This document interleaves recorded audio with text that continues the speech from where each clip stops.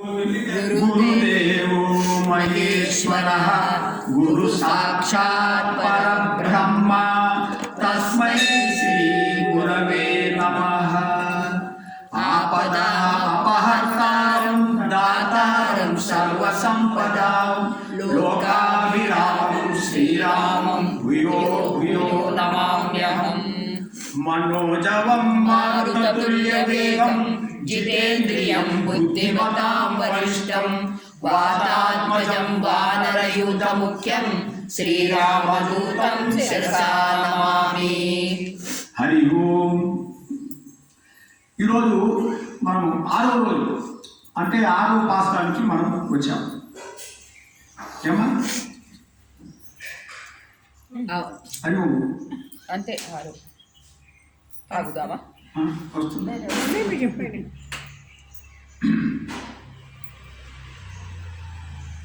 6వ పాసరంలో మనకు అంటే మనము 5 పాసరాలంటే పూర్వాంగం పూర్తి చేసుకున్నాం. 5 పాసాలు ఒక చిన్న అర్థం ఒక్క నిమిషంలో చెప్పాలంటే, అమ్మవారు మనకు పరమాత్మ దగ్గర పోనీకి సులువైన మార్గం చెప్పింది. ఏంటిదంటే మనకు కావాల్సింది మొట్టమొదటిది ఏంటిదంటే మంచి అలవాటు ఉండాలి. సింపుల్గా చెప్తున్నా, మంచి అలవాటు. తర్వాత నిరంతరము ఆ పరమాత్మని మనం చింతన చేయాలి. నిరంతరము పరమాత్మని చింతన చేయాలి. దాన ధర్మాలు చేయాలి. ఆ తర్వాత చెడు మాటలు కానీ ఇతరులు హింసించే మాటలు కానీ మాట్లాడదు. చాలు. ఇది మనకు అమ్మవాడు చెప్పింది.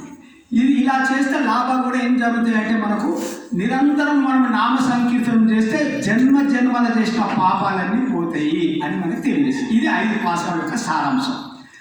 ఈరోజు మనకు ఈ తిరుపాయన ఇవన్నీ మనం దృష్టిలో పెట్టుకొని ఇప్పుడు మనము పరమాత్మ దగ్గరికి పోవాలంటే ఏం చేయాలి అది అమ్మవారు చెప్తుంది 6వ పాసం నుంచి. ఇప్పుడు పరమాత్మని మనము ప్రేమిస్తున్నాం, కానీ పరమాత్మ మనల్ని ఇష్టపడాలంటే ఏం చేయాలి? మనము పరమాత్మని ఇష్టపడుతున్నాం, అందుకోసం మనం అందరం వస్తాం. పరమాత్మ మనల్ని ఇష్టపడాలంటే మనం ఏం చేయాలి అది అమ్మవారు చెప్తుంది. పరమాత్మ మనల్ని ఇష్టపడాలి అంటే మనం ఏం చేయాలి? మనము భక్తుల దగ్గరికి వెళ్ళాలి. మనం భక్తులను సేవించాలి. పరమాత్మను సేవించక్కర్లేదు. పరమాత్మ భక్తులను మనం ఆ భక్తులను సేవిస్తే పరమాత్మ మనం చాలా ఇష్టపడతాం అని మనకు తల్లి 6వ పాసం నుంచి చెప్తుంది. ఇది విషయం. ఇంకొకటి ఒక సూత్రం పెద్దలు చెప్పారు ఏంటంటే, మనకు దుఃఖం కలగకుండా ఉండాలంటే ఒక 4 సూత్రాలు పాటించాలి. అప్పుడు మనము సుఖంగా ఉంటాం. 4 సూత్రాలు ఏంటిదంటే, మొదటి సూత్రం ఏంటంటే క్షమించాలి ఇతరులని. అంటే ఎవరు మనల్ని ఏమన్నా కూడా మనం క్షమించాలి. ఇంకోటి, మనం ఇతరులకు చేసిన సహాయం మర్చిపోవాలి. మనం ఇతరులకు చేసిన సహాయం మర్చిపోవాలి. రెండోది, నిరంతరం మనం జ్ఞాపకం పెట్టుకోవాలి భగవంతుని నామం. మూడోది, ఇంకొకటి కూడా జ్ఞాపకం పెట్టుకోవాలి, ఈ మనకు మరణం తప్పదు అని. భయపడినా పర్వాలేదు, మనకు మరణం తప్పదు. ఇది కూడా జ్ఞాపకం పెట్టుకోవాలి. భగవంతుడి నామం జ్ఞాపకం పెట్టుకోవాలి, మనకు మరణం తప్పదు. పుట్టిన వ్యక్తి చావక తప్పదు, ఇది కూడా మనం జ్ఞాపకం పెట్టుకోవాలి. భయపడినా కూడా చాలు. అది ఇప్పుడు మనము 6వ పాసాన్ని అనుసంధానం చేస్తాం. ఇప్పుడు శ్రీకృష్ణుని దగ్గరికి వెళ్ళాలి అందరు అనుకుంటున్నారు. శ్రీకృష్ణుని దగ్గరికి అందరూ వెళ్ళాలి అన్నప్పుడు ఎందుకు నిద్రపోతున్నారు కొందరు? శ్రీకృష్ణుని దగ్గరికి పోవాలంటే అందరికీ ఉబలాటం. శ్రీకృష్ణుడు ఎప్పుడు కలవాలి. ఈ గోపికలందరూ ఒక దగ్గర గుమికూడి గోదాదేవి గోపికలందరూ ఏమనుకుంటే, రేపు మనము తెల్లవారుజామున శ్రీకృష్ణుని దగ్గరికి పోదామని నిర్ణయం చేసుకున్నారు. నిర్ణయం చేసుకున్న తర్వాత పండుకొని తెల్లవారు లేవాలి. కానీ అందరూ లేచి వచ్చినారు. కానీ ఒక 10 మంది గోపికలు రాలే. ఎందుకు రాలే 10 మంది గోపికలు? నిజంగా అందరికీ శ్రీకృష్ణుడు కలవాలని ఉబలాటం ఉన్నప్పుడు ఆ 10 మంది గోపికలు ఎందుకు రాలే అంటే, చెప్పేది ఏంటంటే, ఆ పరమాత్మను నిరంతరము ఆ లీలలు ఆయన గుణాలు కీర్తిస్తూ ఆ మైమరిచి నిద్రపోతున్నటువంటి గోపికలు అనమాట. భక్తులు, నిజమైన భక్తులు వాళ్ళు పండుకున్నారు. నిజంగా పండుకోలేదు, పరమాత్మ చింతనలో ఉన్నారు. ఆ మొట్టమొదటి గోపికని ఇప్పుడు లేపుతున్నారు. ఈ మొట్టమొదటి గోపిక ఎలాంటిదంటే ఇవాళ లేపే గోపిక పరమాత్ముని అనుభవం ఇప్పుడిప్పుడే పొందిందంట. కొత్తగా పరమాత్ముని అనుభవం పొందింది. కొత్తగా 10 మందితో కలిసి పోవడానికి ఇంకా అలవాటు లేదు. భగవంతుని అనుభవం ఇప్పుడిప్పుడే పొందింది. ఈ అమ్మాయిని చెప్తున్నారు. మనం పాత్రను అనుసంధానం చేసుకుందాం. புள்ளும் சிலிம்பிலிகான் புல்லரையின் கோயிலில் வெள்ளை விழிசங்கன் பேரறம் கேட்டிலியோ பிள்ளாய் எழுந்துராய் பேயமுலை நஞ்சுண்டு கள்ள சகடன் கலக்கலிய காலோச்சி வெள்ளத்து அளவில் துணிநமர்ந்த விட்டனை உள்ளத்து கொண்டு முடிவலகலம் யோகிகளும் மெல்ல வெள்ளின்று அறியன்ற பேரறம் உள்ளம் புகுந்து குளிரிந்தேனோ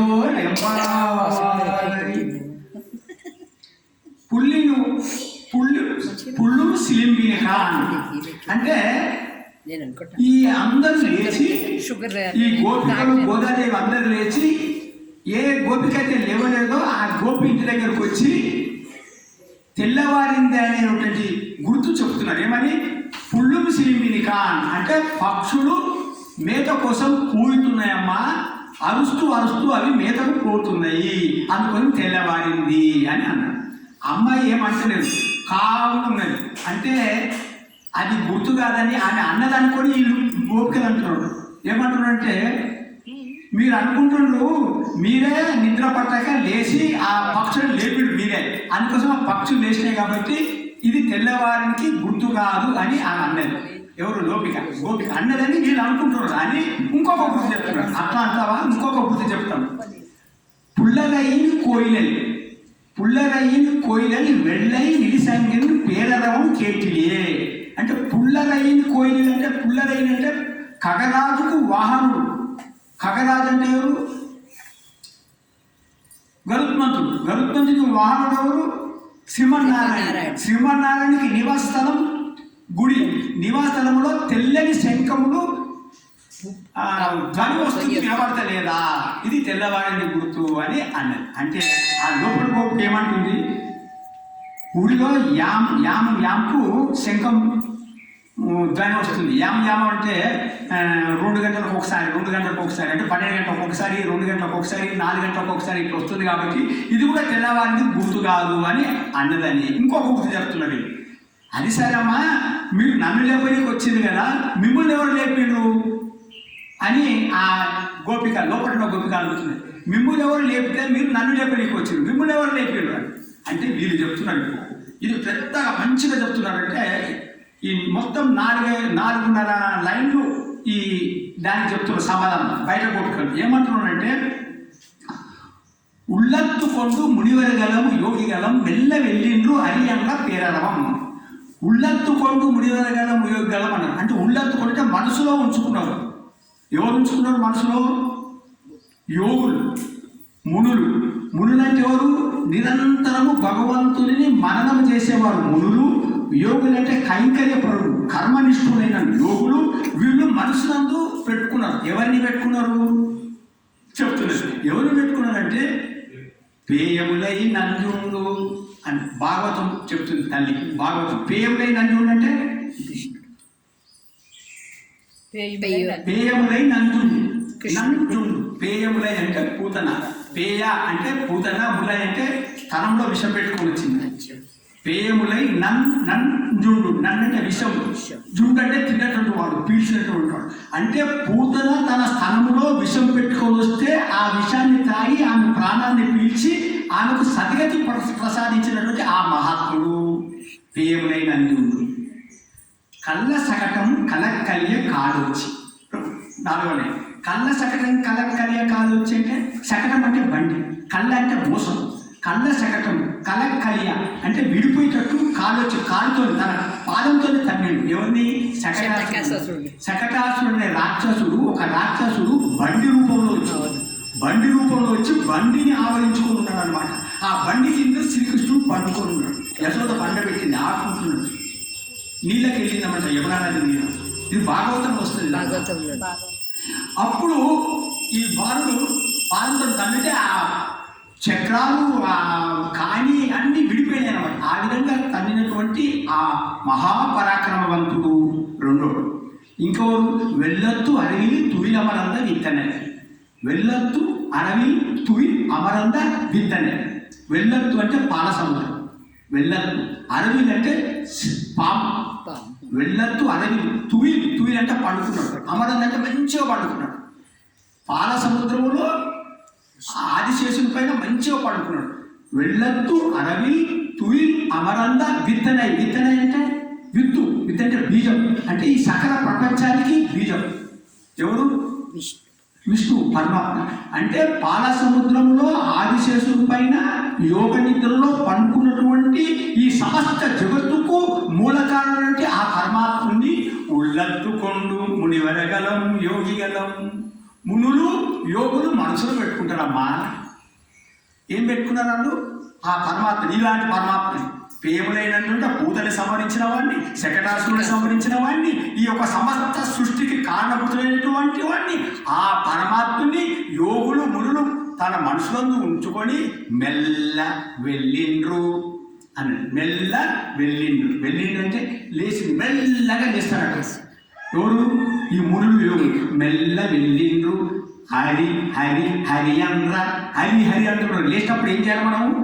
హరి అని చెప్పాలా? గోదాదేవి చెప్తుంది, ఉదయమే నివ్వంగానే ఏదో ఆలోచించదు, హరి హరి అన్నాను. మెల్ల వెళ్ళిండ్రు హరి అంద్ర పేరవం. పెద్ద శబ్దం. ఉళ్ళత్తుకొండు.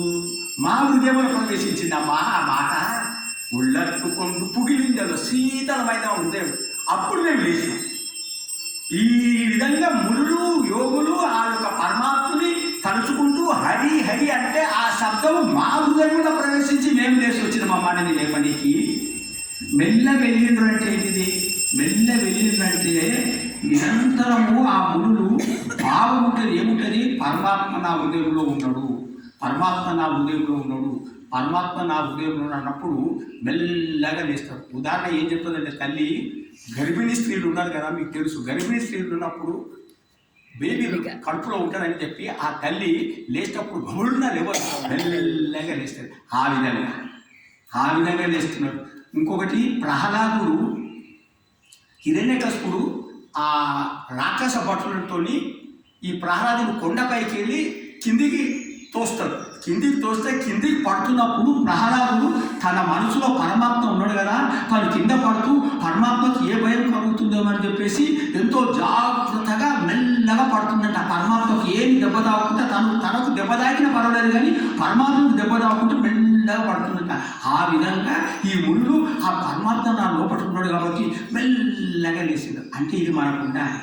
మనకు నిరంతరము పరమాత్మ ఉన్నాడా లేదా? ఇది మనము జ్ఞాపకం పెట్టుకుంటే, నాలో పరమాత్మ ఉన్నాడు అనుకుంటే నీలో కూడా పరమాత్మ ఉన్నాడు, ఆ అమ్మ కూడా పరమాత్మ ఉన్నాడు. మరి నేనెందుకు ద్వేషం చేయాలి? నేను నీ మీద ఎందుకు పగ పెట్టుకోవాలి? ఈమె చెడ్డది, ఈమె మంచిది అయింది నాకు? ఎందుకంటే నేను అనుకుంటాను నాలో పరమాత్మ ఉన్నాడు అనుకుంటలేను, నీలో పరమాత్మ ఉన్నాడు అనుకుంటలేను. కాబట్టి నిన్ను నేను తిరుగుతున్నా, ఈమెను మెచ్చుకుంటున్నా. భేదం వస్తుంది. నిరంతరం భక్తులైన వాడు. అందుకోసమే మనకు ఆచార్యులు కానీ ఈ భక్తులు కానీ అందరినీ సర్వత్రా సమానంగా చూస్తున్నారు.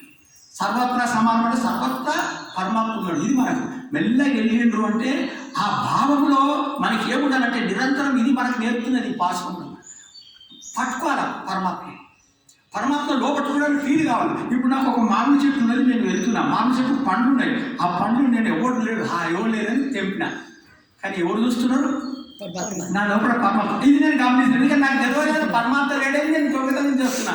అదే పరమాత్మ ఉన్నోడు నాలో అంటే ఎవరు లేకపోయినా నేను మాట్లాడి దెబ్బతానా? తెంప. ఒక పువ్వు కోస్తానా ఇంకో చెట్టుకెళ్ళి కొయ్యా. ఎందుకు కొయ్యా? పరమాత్మ అమ్మ పరమాత్మ నోట్ చేస్తాడు అనే భయం నాకు లేదు. పరమాత్మలోనే భయం లేదు కాబట్టి నా ఇష్టం వచ్చినట్టు ప్రవర్తిస్తున్నా. ఎప్పుడైతే నాలో పరమాత్మ ఉన్నాడు అనుకుంటే నేను ఎంత మంచిగా ప్రవర్తిస్తా. అందరు ఈ విధంగా అనుకున్నారు అనుకో. అందుకోసం వసుదైక కుటుంబం అన్నారు మన భారతదేశం. అంటే అందరూ నా కుటుంబము, ఈ భావన రావాలి. అందుకోసం మెల్ల వెళ్ళిండ్రు హరియంద్ర పేరవం కేటిలియే ఉల్లత్తుకొండు ముడివరగలం యోగ్యలం అని చెప్పి. ఇంకొకటి చెప్పాలంటే, ఇది నువ్వు పెట్టినాను ఎందుకు ఈ పూతన వృత్తాంతం శకటాసురుని వృత్తాంతం చెప్పిండు పండుకున్న అమ్మాయికి అంటే, కృష్ణుడికి పూతన అనే రాక్షసి సంహరించడానికి వస్తుంది, శకటాసురుడు సంహరించడానికి వస్తుందంటే భక్తుడు ఎలానే భయపడి బయటకు వస్తుందేమో అని, శ్రీకృష్ణుడికి ఆపద సంభవిస్తుందని చెప్పడానికి కదా బయటకు వస్తుంది కదా అని చెప్పండి. ఇది భక్తుల యొక్క భావ ప్రకర్ష అట్లుంటుందంటే. కులశేఖర అల్వారు అలా చేస్తుంది. కులశేఖర అల్వారు రామాయణము డ్రామా జరుగుతున్నది, కులశేఖర అల్వారు చూస్తున్నాడు, రామాయణం జరుగుతున్నది, రావణాసురుడు సీతమ్మని ఎత్తుకొని పోతుంటే ఈయన చూసిండు, తన ఆ భావంలో ఉన్నాడు, సీతమ్మని ఎత్తుకోపోతున్నా, అదే లక్ష్మణ బాణమి నేను సంవరిస్తా రావణాసురుడిని పరిగెడుతున్నాడు కులశేఖర అల్వార్. అది భావం. అట్లా భయపడతారు అన్నాడు, అమ్మ నా పరమాత్మ సీతమ్మకేమో అయిపోతుంది అని భావం. మనకేమీ ఆ భావం లేదు. ఇప్పుడు ఈ పూతన ఈ యొక్క శకటాసుర వృత్తాంతం ఏంటంటే, పూతన అంటే ఏంటంటే మమకారం అహంకారం మనకు తొలగిస్తాడు పరమాత్మ. శకటాసురుడు ఏంటంటే కామక్రోధాన్ని తొలగిస్తాడు పరమాత్మ. అంటే మనకు ఈ యొక్క ప్రకృతిలో ఎప్పుడైతే మనం వస్తామో, ప్రకృతిలో ఈ ప్రపంచంలో మనమైతే పుట్టంగానే మనకు మమకారము అహంకారము కామక్రోధాలు ఉంటాయి. ఇవి పోవాలంటే ఆ పరమాత్మ యొక్క స్పర్శ జరగాలి. ఆ పరమాత్మ స్పర్శ జరిగితేనే ఇవన్నీ పోతాయి అని ఇంకొక అర్థం అనమాట. ఈ విధంగా మనకు ఇంత అర్థంతో నివారంగా ఉన్నది. హరి ఓం హరే నమః హరే నమః హరి